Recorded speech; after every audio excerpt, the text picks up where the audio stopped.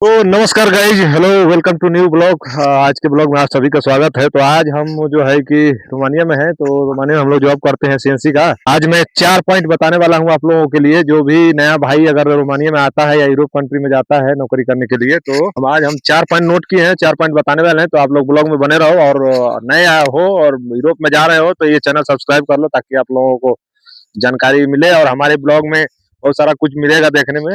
तो देखने से आप लोगों को जानकारी मिलेगा। तो 4 पॉइंट में पहला हमारा पॉइंट है ग्रोसरी स्टोर।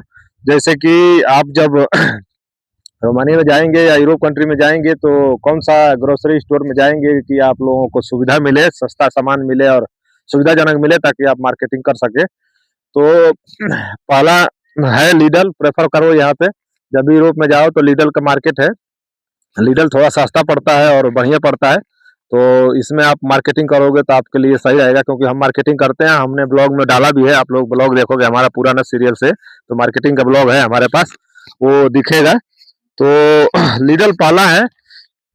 कोफलैंड है। कोफलैंड में भी थोड़ा सा हाई क्वालिटी का मिलता है और थोड़ा सा दाम महंगा मिलता है। तो कोई कोई चीजें हैं जो जरूरत की चीजें ऐसी जो जरूरत पड़ जाती है, जो लीडल में ना मिला हो, ऐसा मिलता हो, तो आप जाकर वहां ले सकते हैं। जैसे हम लोग भी कभी कभी जाते हैं, तो कुछ ऐसी चीजें होती हैं जो लीडल में नहीं मिलता है, तो हम लोग कॉफलैंड में जाते हैं। तो पहले जब आप आओ पहली बार, तो पहले तो पैसा आपको ध्यान रखना है कि पैसा बना के रखना है, ताकि बैलेंस, ताकि आप खाने पीने का आपको कोई दिक्कत ना हो। तो लीडल में पहले जब भी यूरोप में जाओ तो आप लीडल को प्रेफर करो। लीडल किफायती सामान देता है, किफायती दाम में देता है। उसके बाद कोफलैंड था, तो कोफलैंड में थोड़ा सा हाई दाम रहता है, इसलिए हम लोग जाते नहीं ज्यादा। उसके बाद कोफलैंड में जा सकते हैं, लेकिन कोफलैंड में थोड़ा वही होता है, इसलिए नहीं जाते हम लोग ज्यादा। तो जब बहुत ज्यादा जरूरत का सामान नहीं मिलता है ना, तो हम लोग जाते हैं कोफलैंड में। उसके बाद कैरी फोर का मिलता है। रोमानिया में हम हैं, तो रोमानिया की बात करेंगे, तो कैरी फोर में जो है कि सामान मिलता है। जैसे कपड़ा हो गया और कोई आइटम हो गया, जैसे जो यूज करने वाला, तो खाना बनाने का नहीं, उसे तो सब कुछ मिलेगा। लेकिन कैरीफोर में आप जाओगे, जो सामान मिलेगा, जो सामान हम लीडल में ज्यादातर हम नहीं मिल पाता है हमें।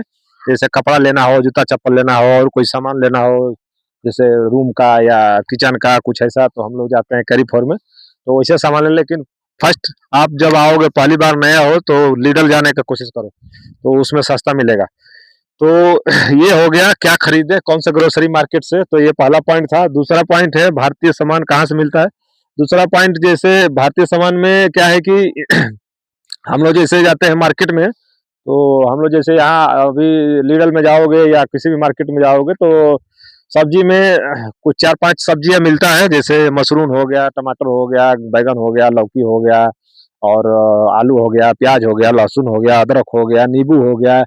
ये सब बहुत सारा सामान ऐसे मिलता है। लेकिन इंडियन के हिसाब और भी 2-3 सब्जी मिलता है, लेकिन बहुत इंडिया की तरह बहुत ज्यादा कुछ अलग अलग तरह का नहीं मिलता है।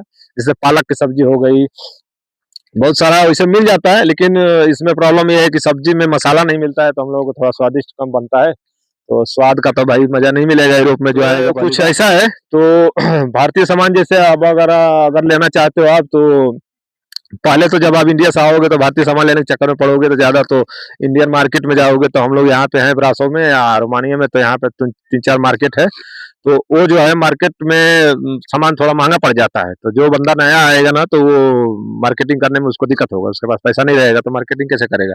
तो भारतीय सामान में खाने पीने का सामान वैसे मिल जाता है, चावल मिलता है, आटा भी मिल जाता है, ढंग का थोड़ा आटा कोफलैंड में मिलता है। अब जैसे ग्रोसरी मार्केट के पर बताया ना, तो लीडल में थोड़ा अलग टाइप का मिलता है, वो ब्रेड वाला आटा होता है। लेकिन कोफलैंड में थोड़ा नॉर्मल मिल जाता है, जैसे अपना तरफ आटा मिलता है ना, तो वो कोफलैंड में आप जा सकते हो आटा लेने के लिए। जो हम लोग करते हैं वो अनुभव हम बता से साझा कर दे रहे हैं। तो इंडियन मार्केट में आप जब पहली बार आओ, तो इंडियन मार्केट मत जाओ, क्योंकि इंडियन मार्केट में जाओगे तो आपको थोड़ा महंगा पड़ जाए। क्योंकि भाई जब जो इंडियन मार्केट खोला है, तो भाई उसके लिए तो नॉर्मल पैसा दे लेगा नहीं, वो तो पैसा लेगा अपना चार्ज के हिसाब से सब कुछ। वहाँ मजदूरी भी देना पड़ता है, जो जॉब करता है आदमी। तो पहले आप वैसे मार्केट में जाओ जहाँ पे सस्ता थोड़ा मिले, तो क्योंकि पैसा आपको ध्यान रखना है पहली बार। तो भारतीय सामान मिलेगा। इंडियन मार्केट तो आप पता करो, गूगल पे भी आप देखोगे ना, जहाँ जाओगे ना, तो वहाँ पे पहले सर्च कर लो इंडियन मार्केट किधर है। और पहले जाओ, पहले विजिट करो कहीं भी। पहले तो पहले मार्केट में जाओ तो विजिट करो, जानो समझो उसको कि कहाँ क्या मिलता है, कैसे मिलता है, क्या है, कितना मिलेगा, तो उसमें पैसा कितना लगेगा, हमारे पास पैसा है कि नहीं है। तो ये चीज ध्यान रखो।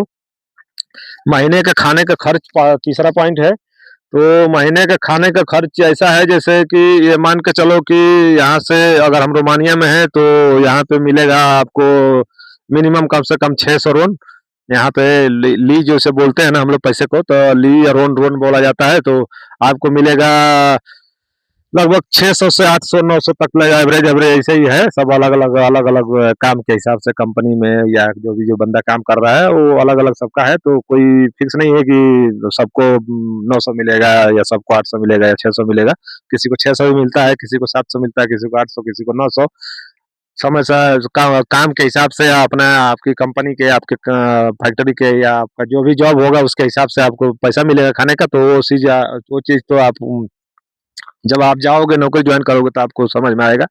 तो अभी तो नॉर्मली समझो कि इतना महंगाई आ गया है कि कम से कम 800 रोन तो नॉर्मल चला जाता है। 700-800 आपको खर्चा लगेगा ही। तो 700-800 रोन का मतलब कितना हो गया?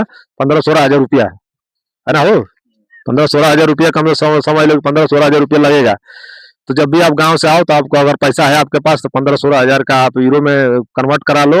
एयरपोर्ट से जो भी है जहाँ भी कन्वर्ट करा के उधर से लेके आओ, ताकि अगर आपको लगता है कोई हमारा हेल्प करने वाला नहीं है बाहर कंट्री में, तो अगर सिंगल हो वहाँ पे कोई आपका संपर्किंग नहीं है, कोई जानकार नहीं है, तो आप वहाँ जाओ। तो उससे पहले आप जो है कि पैसा इतना 20 हजार रुपया कम से कम कन्वर्ट करा करके और उस कंट्री के हिसाब से आप पैसा कम से कम रख लो इतना। तो हमारे यहाँ जैसे 700 रोन 800 रोन लगेगा ना, तो आप उधर जब इंडिया से आओगे तो 15-20 हजार का यूरो में कन्वर्ट करा के इधर आके रोन ले में कन्वर्ट करा के रख लेना, ताकि आप महीने 2 महीना काट सको। तो कंपनी में फिर आप काम करने लगोगे तो बात करोगे तो सब खर्चा पानी दे देंगे। कोई कोई कंपनी तुरंत पैसा देती है खाने का, या कोई कंपनी होती है जो तुरंत नहीं देती है। तो इसके लिए तो महीने का खर्चा इतना लगेगा 700-800 रोन, मतलब 15-20 हजार रुपया इंडिया का।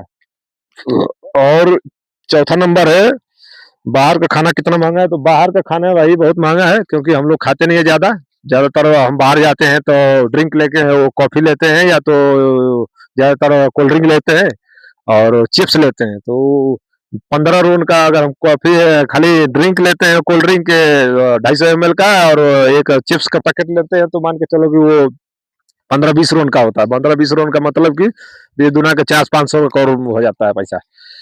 तो चौथा पॉइंट में यही है कि बाहर जाओ, पहली बार आ रहे हो तो पहली बार आप जाओ तो कुछ खाओ पियो मत बाहर, ज्यादातर पैसा बचा के रखो ताकि खर्चा पानी चल जाए, आपका जॉब चले।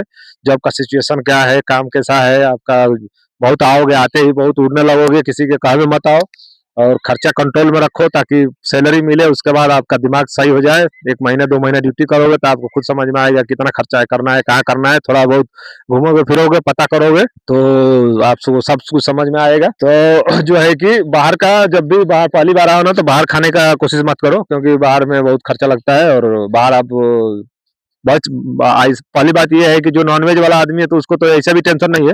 जो वेज वाला है ना उसको ऐसे टेंशन है कि कुछ भी खा लेगा बाहर में। हम लोग पहली बार आए थे तो हम लोग गड़बड़ी कुछ खाए थे मांस, इसलिए हम बता रहे हैं भाई ये कभी भी आओ ना तो पहली बार बाहर मत खाओ आप जाके। तो इतना ध्यान रखो।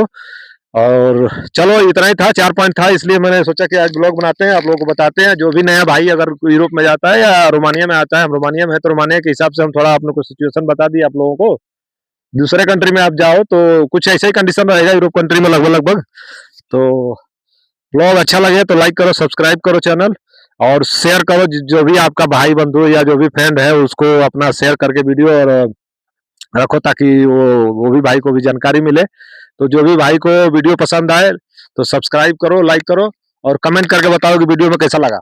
ये यूरोप में जो भी भाई पहली बार जा रहा है ना, तो पहली बार अगर जा रहा है अगर कुछ जानना चाहता है तो वो वीडियो में कमेंट करे, तो हम कुछ अपना जो है कि आइडिया जो भी हम अनुभव किए हैं आपको हम बताएंगे। जो भी था हमने आप लोगों को बता दिया। तो चलो, थैंक यू, बाय।